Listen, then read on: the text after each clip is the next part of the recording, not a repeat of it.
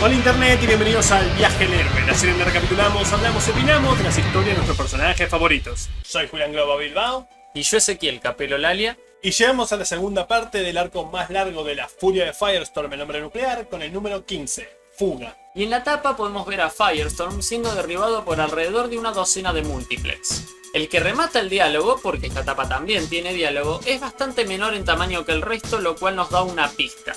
Además, como suele ser habitual en las tapas de esta serie, hay un contraste de color muy alto. Es bastante acertado en comparación con Firestorm la decisión de paleta del traje de múltiplex. El equipo creativo se mantiene en comparación con el número anterior, así que sin más preámbulos, el cómic empieza, donde nos quedamos. Multiplex festejando el apresionamiento de su enemigo y nuestro héroe, Firestorm, bajo un proyector de neutrino que le prohíbe moverse y dos disruptores pegados a sus sienes que prevén la fisión y fusión del héroe. Y si se me permite, yo haría un pequeño cambio a este diálogo, porque para darte un poco de trasfondo de quién es Multiplex para aquellos que no hayan leído la primera serie de Firestorm, tienen a Ronnie Raymond haciendo un chiste para que el profesor Stein use de pie para luego explicar la historia de fondo del personaje que yo ya di en el número anterior.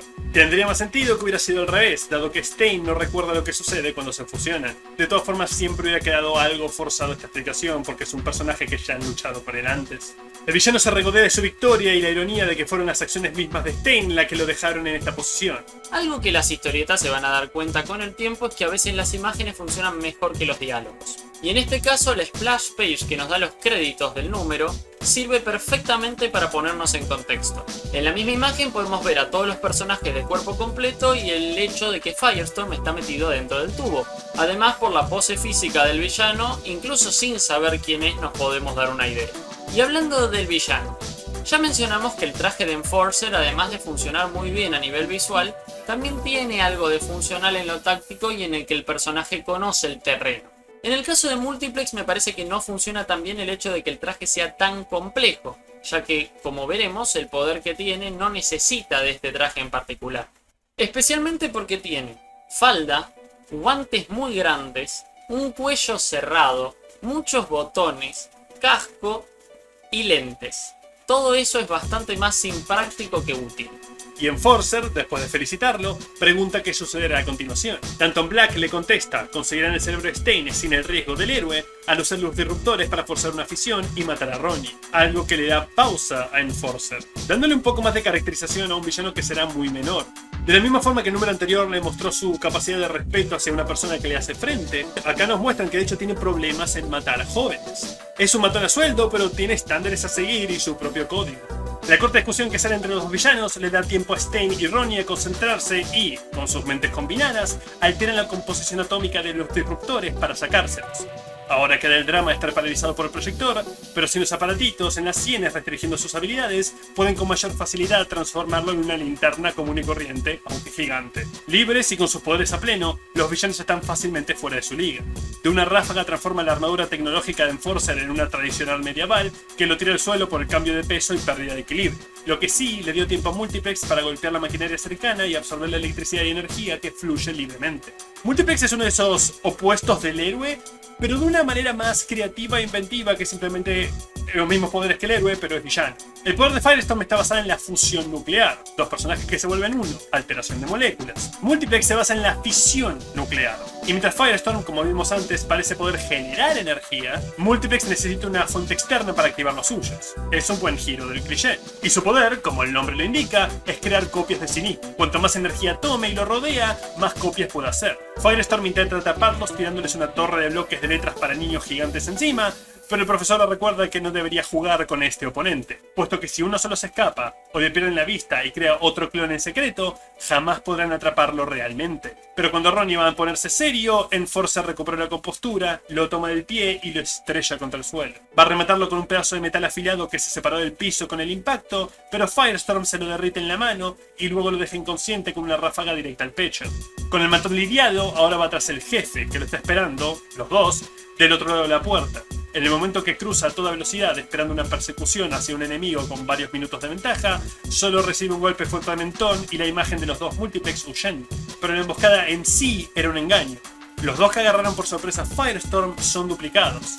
El original ya se había escabullido a otra habitación para recuperar a la que todavía es su mayor ventaja, la secuestrada Lorraine Rayleigh. o mejor dicho, la ventaja de su jefe. Sí, una de las cosas más raras en esta narrativa es que, a pesar de la gran revelación del número anterior, Multiplex no es el gran villano de este arco.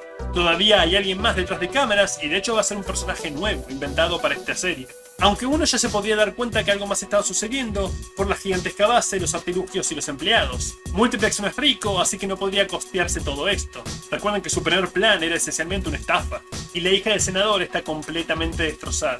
Después de semanas completamente privada de cualquier estímulo, excepto la extrema terapia de luz y liberación de cócteles, la han dejado en estado de fuga, no dándose cuenta de sus alrededores y repitiendo la misma frase una y otra vez. Diciéndole que será un buen peón, Danton la sube al avión y escapa.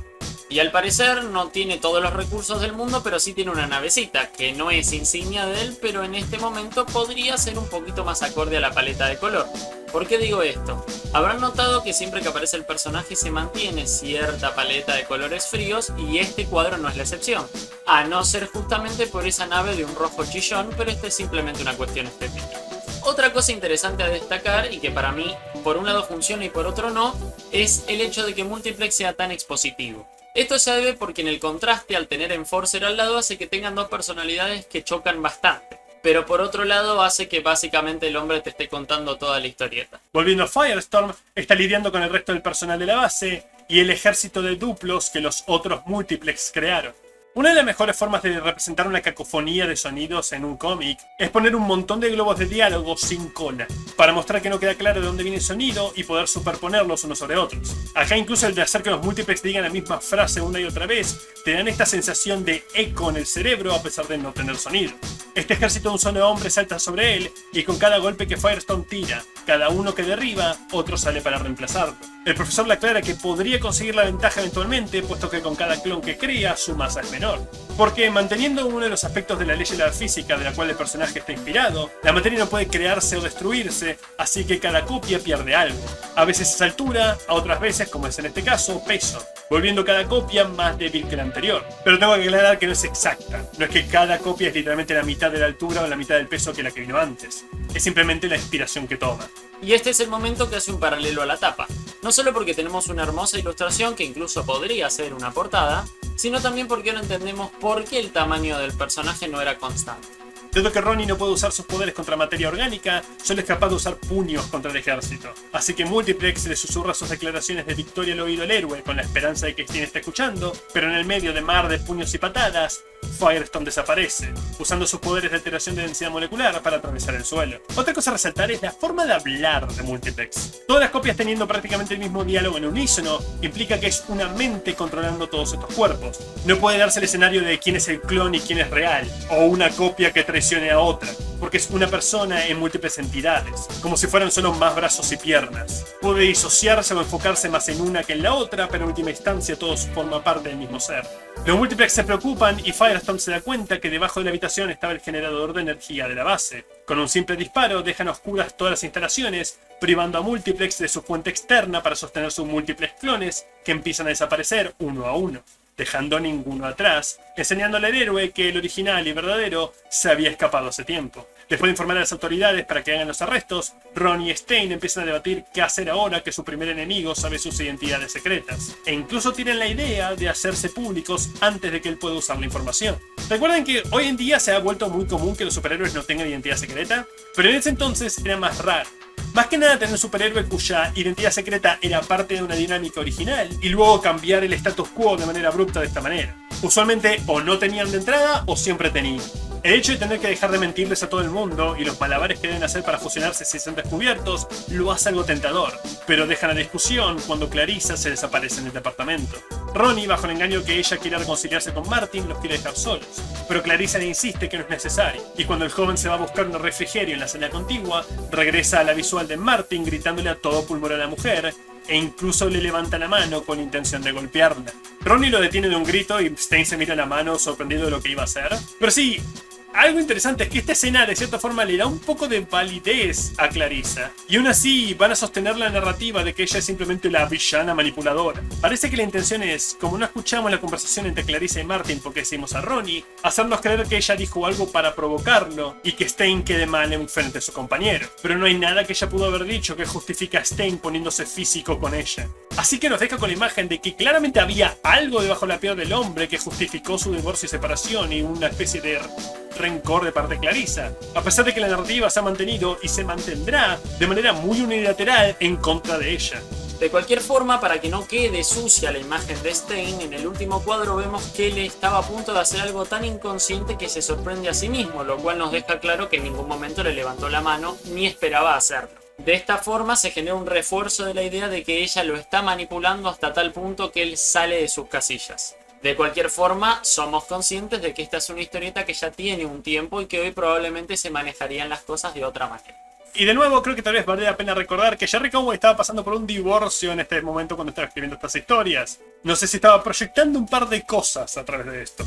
Clarissa abraza a Ronnie con falsas lágrimas en los ojos pidiéndole que sea su amigo para alejarlo más del profesor. Mientras tanto, en Washington DC se está votando un proyecto de ley que permitirá a una tal corporación Hewitt un monopolio comercial en investigaciones nucleares, paralizando la Comisión de Energía Atómica y poniendo en peligro miles de trabajos. La moción se da y, por sorpresa, una reportera presente de nombre Roxanne Sharp, la ley es aprobada por diferencia de un solo voto, el del senador Walter Riley, que se dio vuelta a último minuto. Sorprendida por el cambio de alguien que ha estado en contra de la privatización por toda su carrera, la mujer se decide investigarlo, emboscándola fuera del Senado para preguntarle. Pero Mika se mete en el medio, haciéndolo subir a un auto antes de que pueda contestar una sola pregunta.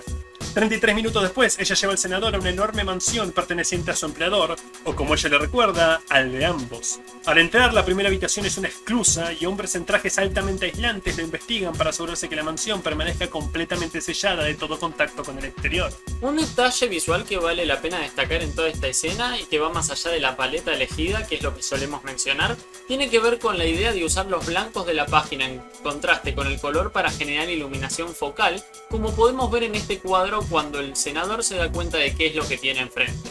Los meten en un ascensor que los gasea, y acá hay una disociación, creo, entre dibujo y guión, porque el texto especifica que este gas disuelve todo tejido no humano.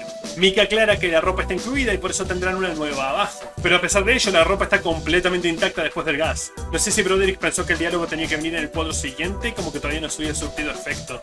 Después de llevar estas y otras medidas más, Mika finalmente le contesta las preguntas al senador. El señor Hewitt, para quien trabajan, el dueño de la compañía mencionada en el Senado, ha perdido completamente su sistema inmunitario.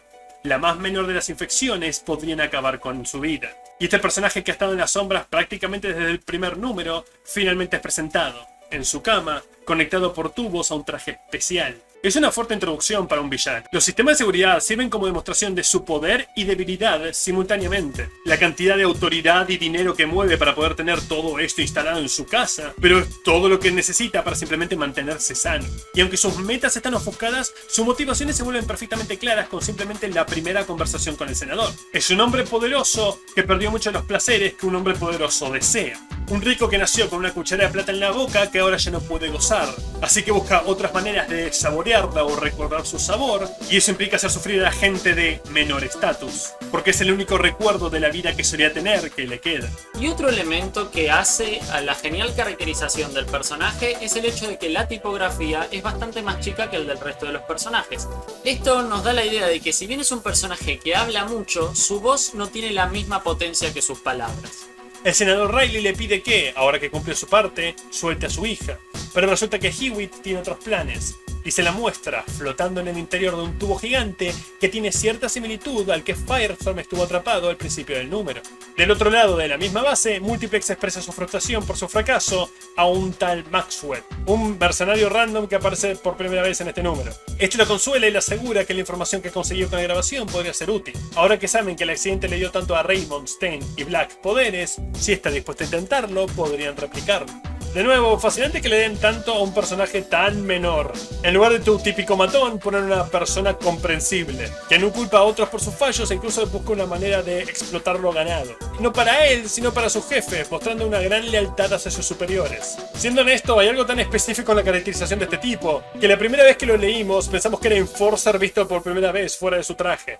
Y de hecho hubiera sido interesante porque permitía reforzar esta idea de las personalidades tan diferentes de ambos villanos. Por un lado teníamos un hombre serio y pragmático, y por el otro lado a alguien ciego de codicia y bastante expresivo. Y por otro lado quisiera hacer una pregunta, y tiene que ver con el bigote que repentinamente le apareció a Danton Black al sacarse el casco. Vimos anteriormente con el traje puesto que no estaba, ya que se podía ver la distancia entre la nariz y la boca. Y tal vez haya alguna explicación para esto que no sea un gravísimo error visual. Si alguno de ustedes lo sabe, nos gustaría que lo compartan en los comentarios. Sin embargo, esta lealtad no se extiende hacia sus colegas o empleados, como vemos por su tratamiento de Clarissa, que vuelve a reportar sus avances como espía de las mitades de Firestorm. Otra de las razones por las cuales pensamos que era Enforcer sin el disfraz. Pero no, simplemente es Conway tomando la oportunidad para que todos los personajes insulten a Clarissa, incluso el tal random Maxwell. Ella informa que acaba de dejar a Ronnie en su casa y le pasa visual a su empleador por una cámara en el auto. Pero para la sorpresa de Maxwell, este reconoce al hombre que abre la puerta. Reconoce al padre de Ronnie. Un hombre que 14 años atrás él tenía que asesinar. Y acá tenemos otro ejemplo del uso efectivo del color para generar más expresión. Y además un detalle, no solo del color, sino también del blanco de la página. En el interior de la casa, Ed Raymond vuelve a regañar a su hijo, esta vez por haber sido despedido de su trabajo en el restaurante en el número anterior, y aunque ahora tiene un turno nocturno en la estación de noticias, después van a tener que hablar seriamente sobre la supuesta irresponsabilidad de Ronnie. Pero lo que le deja claro es que está castigado, agregando más puntos a favor de la sugerencia de Stein de simplemente revelar su identidad secreta ante el mundo. Por el momento, Ronnie necesita descansar de todo el drama que lo está rodeando y apoya la cabeza en uno de los almohadones del sillón para una siesta corta, que es interrumpida rápidamente por la imagen de Multiplex, sentado a horcajada sobre él, ahorcándolo. En el momento que Ronnie intenta sacárselo encima, Danton se separa en un millar de versiones miniaturas de él que se trepan sobre el joven, toman su piel y despierta cayéndose al suelo y llevándose a Doreen consigo, quien había venido a visitarlo para acompañarlo después de lo del trabajo. Ambos se dan cuenta de cuánto ha pasado desde que han estado solos y disfrutan de un momento de intimidad antes de hablar de las cosas más abrumadoras de sus vidas. Y en esta última página, que tiene bastante elemento onírico, vemos ilustraciones bastante interesantes. La primera es justamente el primer cuadro, que es una de las escenas más locas, ya que si bien Multiplex nos dio la idea de ser un personaje con una lógica visual bastante diferente al resto, en este caso en particular hay algo distinto, ya que una cosa es dividirse en varias personas y otra formar una con varias distintas. Y la otra imagen interesante es el último cuadro de este número, y tiene que ver con que a pesar de que parece que todo volvió a la normalidad y él ya no está soñando, de cualquier forma tenemos un foco gigante con dos personajes en la lejanía y un fondo totalmente negro, incluso con un efecto degradé que pareciera que está desapareciendo la ilustración. Terminando el número. Y el trabajo de Broderick en este número es igual de sólido de lo que suele acostumbrarnos, tal vez un poco apurado, que es algo que se va a ir notando a medida que va avanzando el arco, ya hablaremos mejor, pero la narrativa está muy efectiva como suele acostumbrarnos. Creo que esta escena final es un buen contraste a cómo empezó la serie y cómo la relación entre Ronnie y Doreen ha evolucionado a lo largo de todos estos números. Al final del tercer número, cuando recibe un regaño de su padre por haber sido suspendido del equipo de básquet, Ronnie había quedado solo para lidiar con la presión y sus emociones, resultando en aquel ataque de furia. Acá, cuando parece que va a explotar de manera similar con esta pesadilla, puede encontrar un foco de consuelo, algo que le quite toda la cabeza, aunque sea momentáneamente. Y la página destacada de este número va a ser la número 20. En general porque estamos dentro de un contexto y escenario bastante diferente al que nos acostumbra la serie, algo mucho más sci-fi. La página arranca con un primer plano a contrapicado del villano que ya nos da una idea de cuáles son sus intenciones sin saber qué es lo que está diciendo. También tenemos una visual, además de paredes y tecnología bastante extraña, a los trajes aislantes que nos dan esta sensación de que hay ciencia ficción alrededor. Pero el cuadro más importante de la página es ese último, en el que aparece el cuerpo de Lorraine en un traje muy especial flotando en vaya a saber qué sustancia. Esto indica que va a haber algo mucho más interesante con este personaje que ser la simple damisela en apuros. Otra cosa que es bastante destacable en la página es lo bien equilibrado que está el color. Eso es todo por hoy, nos vemos el viernes para la tercera parte de esta historia, que sacudirá la vida de Ronnie Raymond más que nada hasta ahora, con el número 16 de La Furia de Firestorm, Apagón, donde daremos nuestro siguiente paso en el viaje del héroe. Hasta entonces.